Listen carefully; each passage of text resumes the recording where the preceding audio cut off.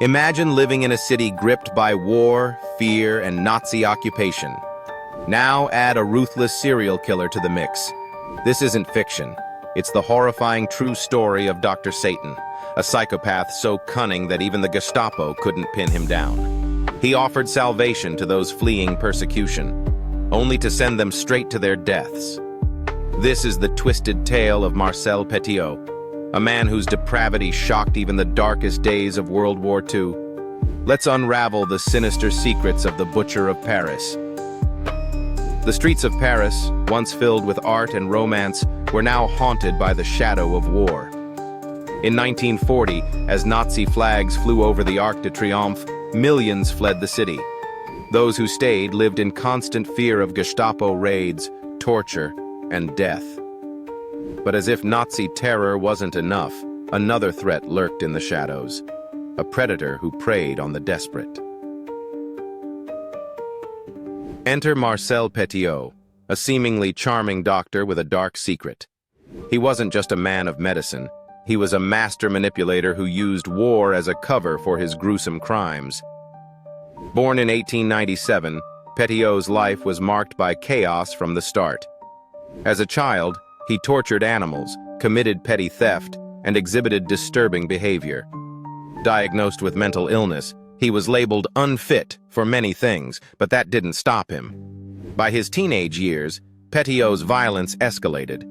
He was expelled from school, declared mentally unfit for the military, and sent to psychiatric hospitals multiple times. Yet somehow this troubled man managed to reinvent himself as a respectable doctor after World War I. By the 1920s, Petiot was practicing medicine in a small French town, but he was no ordinary physician. He prescribed morphine for colds, handed out heroin like candy, and even experimented on his patients. Rumors swirled about missing women and mysterious packages, but no one could prove a thing. Petiot's charm and intelligence earned him trust and power. He became mayor of his town, only to be ousted for theft and scandals. With his reputation tarnished, he moved to Paris, where his crimes would escalate to unthinkable levels. Paris in the 1940s was a city under siege, and Petiot exploited the chaos. He branded himself as a hero of the French resistance, offering fake escape routes to those fleeing Nazi persecution. For a hefty fee, he promised safe passage to South America. But his promises were lies. Instead of freedom, his victims found death. Lured into his home on Rue Le Sueur, they were drugged, killed, and dismembered. Their remains were either burned or dumped into the Seine. To some, it seemed like Petiot was helping the resistance. In reality, he was preying on the vulnerable. By 1944, the horrors inside Petiot's house could no longer be hidden. Neighbors complained of foul smells and smoke billowing from his chimney. When police finally investigated, they uncovered a scene straight out of a nightmare. Human remains stuffed in sacks, dismembered bodies, and a blood-stained operating table. But Petiot had vanished. The hunt for the Butcher of Paris began. For months, Petiot evaded capture. He used fake identities, forged documents, and even hid among resistance fighters. His charm and fabricated tales of heroism made him a trusted figure in underground circles. Eventually, he was arrested, but not before he spun more lies. He claimed his victims were Nazi collaborators and that he was a patriot, not a killer.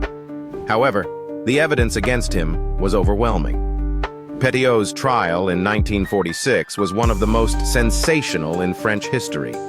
As evidence of his 27 confirmed murders, and likely many more, was presented, he remained unrepentant. He smirked, joked, and even mocked the court, insisting he was a hero. But the jury saw through his facade. He was convicted and sentenced to death. On May 25, 1946, Marcel Petiot met the guillotine. Even today, the story of Marcel Petiot remains one of the most chilling tales of World War II. His ability to manipulate, his exploitation of trust, and his sheer cruelty make him one of history's most infamous serial killers. In a time when the world was already at its darkest, Petiot's crimes added another layer of horror. He didn't just kill, he betrayed. He preyed on those who believed in him, turning their hopes of escape into their ultimate doom. What drives a man to such evil? Was Petiot a product of his troubled mind, the chaos of war, or pure, unadulterated malice? Perhaps we'll never know. But one thing is certain. Dr. Satan's story is a grim reminder that even in the darkest times, the greatest monsters may walk among us.